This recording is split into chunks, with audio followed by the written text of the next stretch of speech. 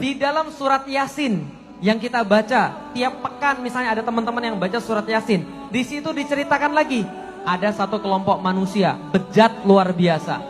Saking bejatnya teman-teman sekalian, diutus satu nabi, dua nabi nggak cukup, diutus tiga. Diutus berapa? Tiga. Padahal pas Fir'aun jahat banget itu, tahu Fir'aun teman-teman sekalian? Tahu. Fir'aun itu diutus berapa nabi ke situ? Dua, Musa, Harun. Tapi ini saking bejatnya, nggak diutus satu nabi, dua nabi, tiga nabi diutus pada kaum tadi, untuk supaya mereka bertaubat dan kembali kepada Allah. Ini nabi tiga diutus pada orang-orang ini nggak ngaruh sama sekali.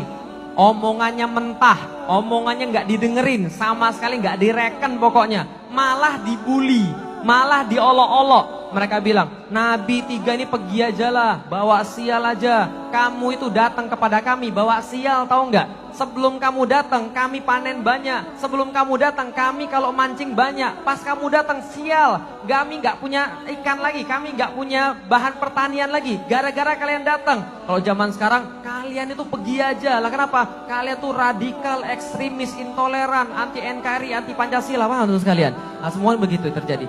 Ketika kemudian tiga rasul ini, tiga nabi ini nggak bisa kemudian untuk berbuat apa-apa, Allah ceritakan di dalam Al-Quran, waja'a min aqsal madinati rajulu yas'a, dan datang dari aqsal Madinah. Aqsa itu artinya yang paling jauh.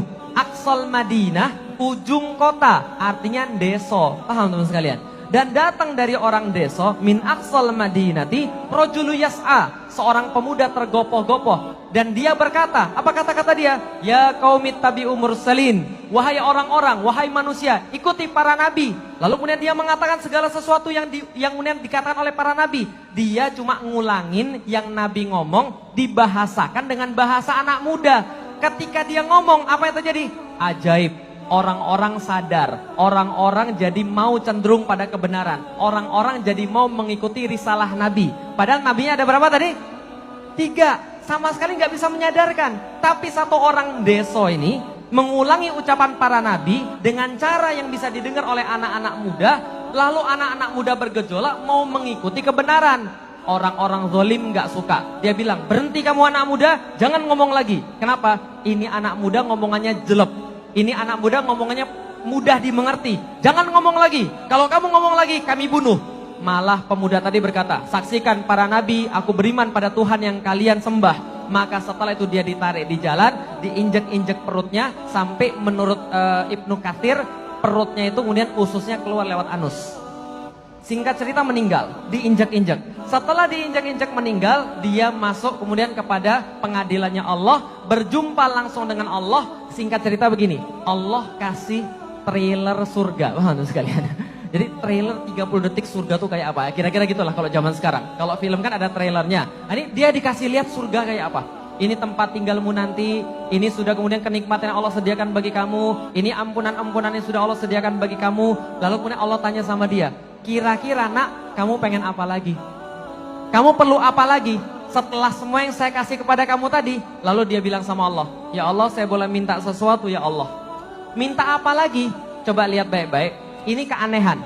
Orang kalau sudah mati, ngelihat surga, gak pengen lagi kemudian apapun juga.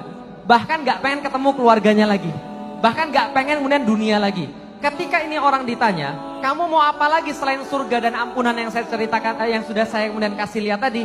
Dia bilang ini, ya Allah, boleh nggak saya balik lagi ke balik lagi ke dunia? Boleh nggak saya balik lagi ke dunia? Untuk apa? Supaya saya bisa ngasih tahu pada orang-orang yang nginjek-nginjek saya sampai mati, bima ghafaroli robbi wa ja'alani minal mukramin. Karena apa aku bisa mendapatkan ampunanmu ya Allah, dan engkau jadikan aku mulia banget bisa dapat surga. Coba lihat, ini orang gak punya ilmu, gak punya apa-apa, cuma ngulangi ucapan para nabi, cuma sharing kalau zaman sekarang, sharing kemudian WhatsApp dakwah yang baik, cuma reshare, regram yang bagus, cuma YouTube kemudian di like, di share pada orang lain, dia dapat ampunan Allah dan dia dapat kemudian kemuliaan daripada Allah. Kenapa? Suka sharing dakwah. Suka kemudian untuk mempermudah dakwah, bikinin panggung buat para asatid, nyiapin kemudian sound system yang bagus, nyuting, dengerin dan segala macam. Itu sudah termasuk bagian daripada dakwah. Orang ini dapat pahala luar biasa dan para nabi iri dengan anak muda ini.